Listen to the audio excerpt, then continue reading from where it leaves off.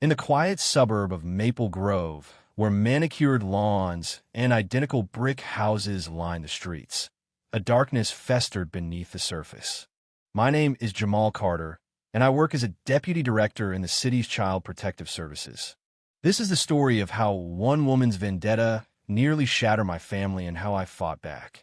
It's a tale of hate, betrayal, and justice that unfolded in the spring of 2024, in a place where perfection hid ugly secrets. Comment below and let me know where you're reading from. Like and subscribe for more stories that cut deep. My wife, Layla, and I moved to Maple Grove 4 years ago with our 6-year-old daughter, Amara. We wanted a peaceful life for her, away from the city's chaos. Amara, with her bright hazel eyes and love for sketching stars, carried her stuffed bear, Teddy, everywhere. But our dream of tranquility was shattered by one person, Evelyn Harper, the iron-fisted president of the Homeowners Association. Evelyn, a woman in her late 40s, had platinum hair frozen in place and a smile as cold as her heart.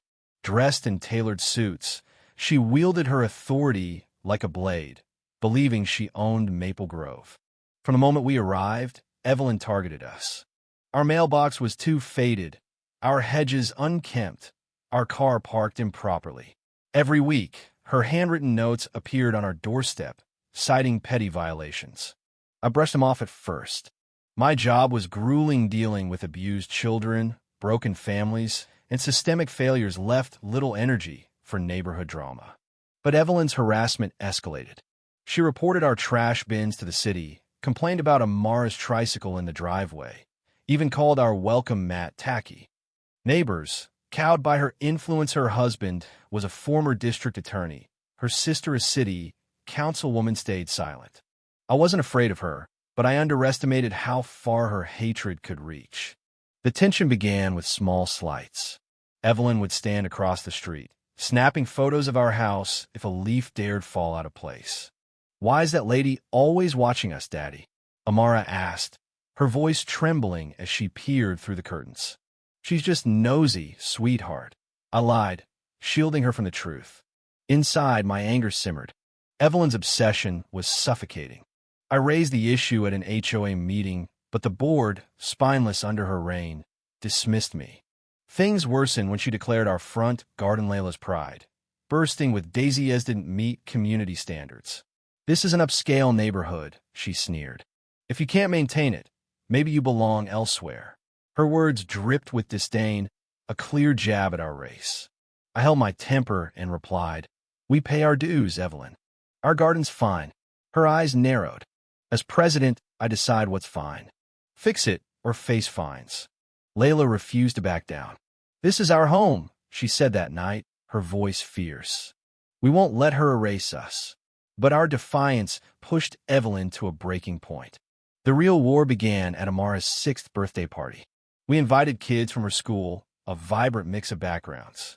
Evelyn watched from her porch, her face twisted with disgust. The next day, a formal complaint arrived, claiming our rowdy party violated noise ordinances. I knew the truth. She loathed the diversity in our backyard. "This stops now," I told Layla. "She's poisoning Amara's childhood." Amara had started asking why we were always in trouble when other families weren't. At 6, she was already sensing the unfairness. I thought Evelyn was just a petty tyrant. I didn't realize she was a monster until it was too late. On a crisp April morning, Layla was visiting her sick father, leaving me and Amara alone. "Can we make waffles, Daddy?" Amara giggled, syrup smudging her cheek as we cooked. Those moments, her laughter, her sticky finger were my everything. But at 7 a.m., my boss, Director Hayes, called. "Jamal, we've got a crisis. A child trafficking ring in a warehouse downtown. We need you now." I hesitated. "Layla's gone. How about Amara? Drop her with Mrs. Patel," he urged. Mrs.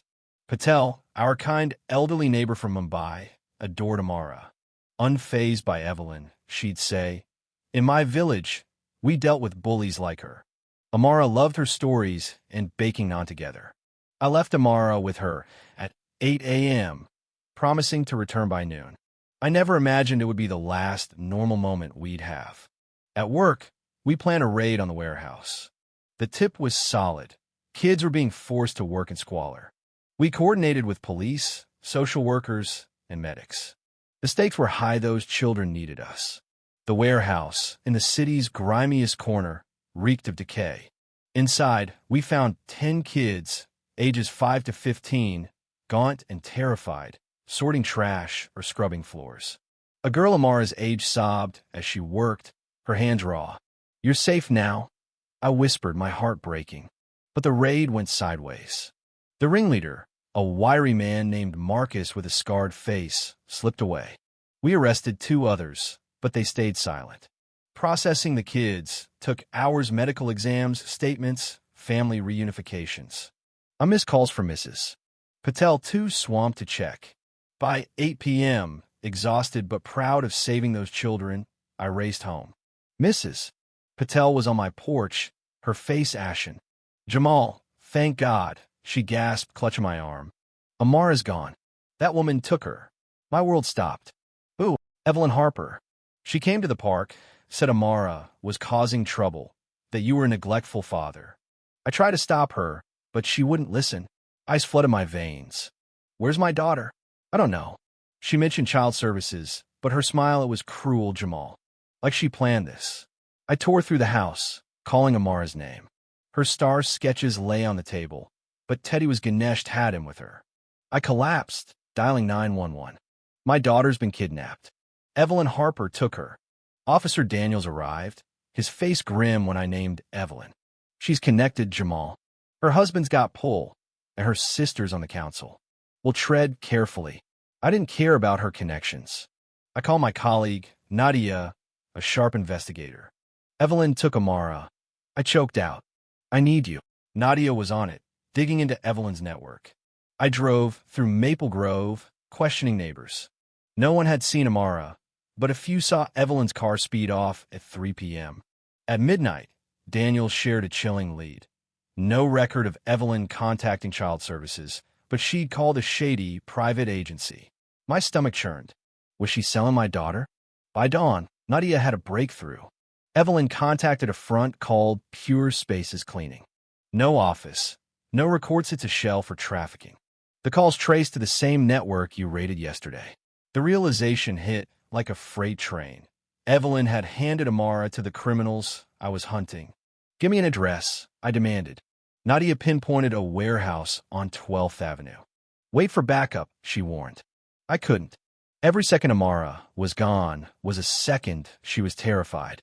Nadia insisted on coming. We approached the decrepit building, its rusted walls hiding horrors. Voices echoed inside. Then, a child cried Amara's. "Daddy, where are you?" She sobbed through a locked door. "I'm here, baby," I shouted. Nadia shot the lock off, and I rushed in. Amara sat on a filthy mattress, clutching Teddy, her dress torn, face streaked with tears. "They said you sold me," she whimpered. "Never, baby. I die for you." Footsteps thundered. Marcus and 2 thugs appeared.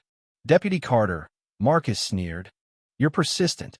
He admitted Evelyn paid $10,000 to teach you a lesson. Nadia drew her gun. "You're done." Chaos erupted. Nadia wounded 1 thug.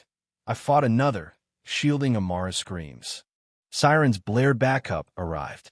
Marcus and his men were cuffed. Amara clung to me, trembling. Paramedics checked her. She was malnourished but alive. I called Layla, who sobbed, "I'm coming home." I took Amara to her grandfather's, where Layla held her, both crying. "Will the bad lady come back?" Amara whispered. "Never," I vowed. Back in the city, Marcus spilled everything for a plea deal.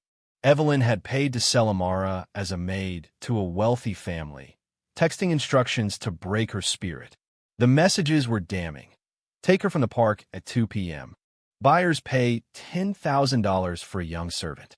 Tell her she's property now." She planned to erase Amara from our lives. We arrested Evelyn at her pristine home, her roses mocking her guilt. "This is absurd," she stammered, but her facade cracked when shown the evidence. "You don't belong here," she spat, revealing her racist core. "You sold my daughter to slavers," I roared. Her arrest, captured on body cams, was her undoing. The trial was a spectacle. Maple Grove reeled as their perfect HOA president was exposed.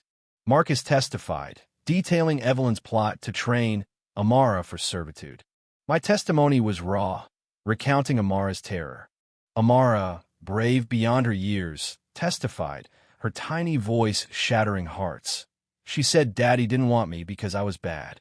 Evelyn's defense claiming she meant to help collapsed under her own texts and admission. The jury deliberated 2 days, delivering guilty verdicts on kidnapping, trafficking, and hate crimes. The judge, visibly furious, sentenced her to 30 years. Evelyn, broken, was led away, her empire of fear destroyed. Amara healed slowly, with therapy and love. Maple Grove Changita, new HOA leader, fair rules, a diverse community garden where kids played freely. Amara, now a bold teenager, dreams of being a lawyer to fight for justice. Evelyn rots in prison, a symbol of power's cost when twisted by hate. I visited her once. I'm sorry, she wept, but her tears were for herself. Stay away from my family, I said, walking out. Amara's latest drawing shows us together, Evelyn behind bars. She can't hurt us, Daddy, she said. She's right. We're unbreakable. What do you think? Was Evelyn's punishment fair? Or should it have been harsher? How far would you go to protect your family? Should neighbors have intervened sooner? Or were they victims of her power too? Drop your thoughts below, like, and subscribe for more stories that challenge and inspire.